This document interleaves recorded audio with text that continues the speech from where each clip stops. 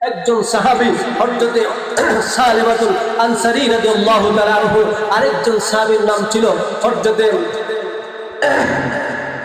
আব্দুর রহমান ইবনে আউফ।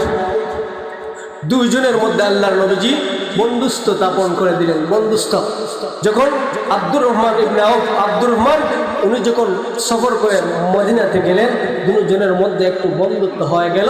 এক পর্যায়ে তবুকের যুদ্ধতে আব্দুর রহমান আল্লাহর নবীর সাহাবী তবুকের যুদ্ধতে চলে গেলেন।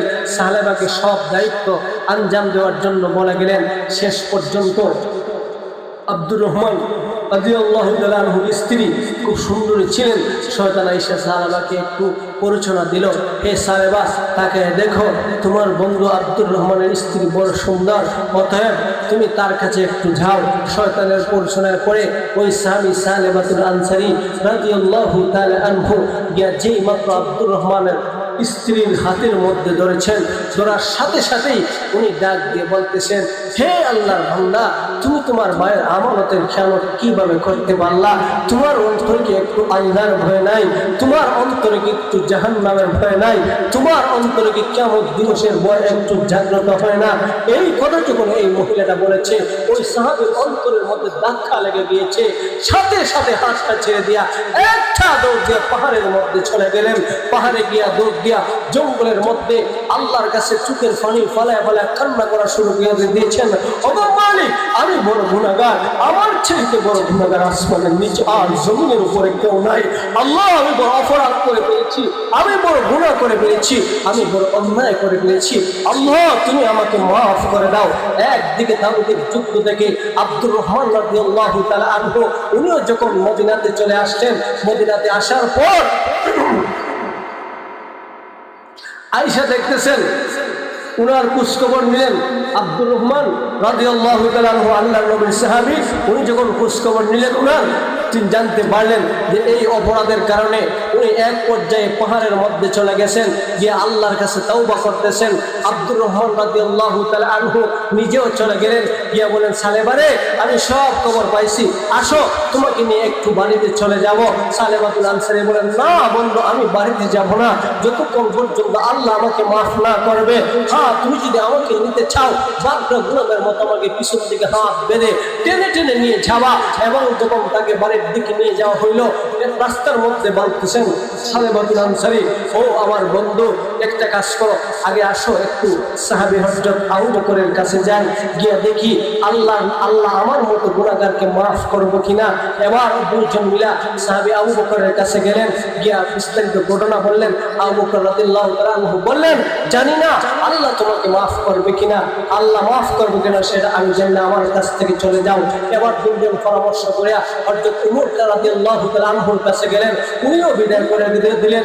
আলীর কাছে গেলেন, উনিও বিদায় করে দিলেন। উসমানের কাছে গেলেন, উনিও বিদায় করে দিলেন।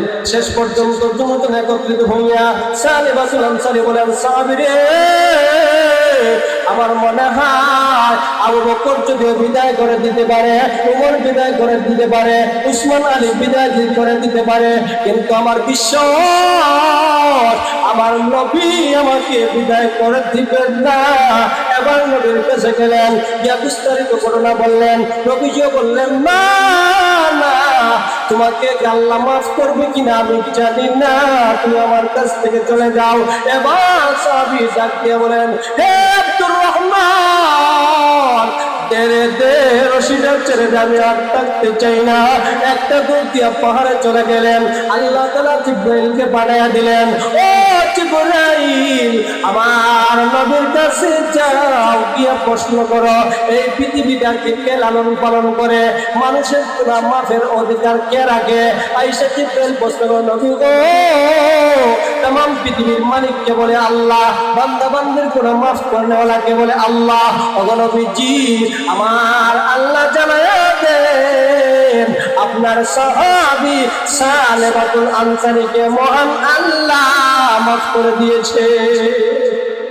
এবার সব সাহাবীরা একত্রিত হইয়া, অনেক লম্বা ঘটনা, হুজুর যেহেতু চলে আসছেন, এক পর্যায়ে ওনাকে নিয়ে আসা হইল।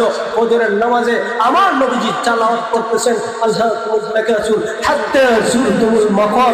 যেরকম ভাবে কোরআন তেলাওয়াত করেছেন, ওই সাহাবী পিছন দিকে দুইটা আওয়াজ দিলেন, বিকট আওয়াজ। সাহাবায়ে কেরাম নামাজ শেষ করে দেখেন ওই সাহাবী জমিনে লুটিয়ে পড়ে আছে।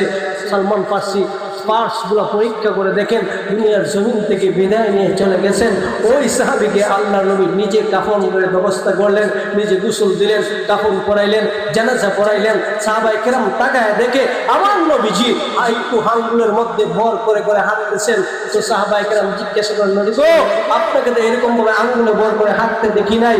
তখন আমার নবীজি বলেন, ও সাহাবীরা, কি তোমরা জানো আমার সাহাবী সালাবাতুল আনসারীকে আমার মালিক এমন ভাবে কবুল করেছে, এত লক্ষ লক্ষ ফেরেশতা আল্লাহ আসমান থেকে জমিনে প্রেরণ করেছে। সাহাবীর ওই জানাজায় ফেরেশতাদের সংখ্যা অধিক হওয়ার কারণে এই জমিনে হাঁটার মতো জায়গা আল্লাহ খুঁজে পেয়েছে। এই জন্য বাইরে আমার দুস্তর আমি বলি, নবীজি যদি তার গুনাহ নাই এরপরে 100 বার তাওবা করেন, আপনি আমি দৈনিক 10 বার আল্লাহর কাছে তাওবা করব ইনশাআল্লাহ।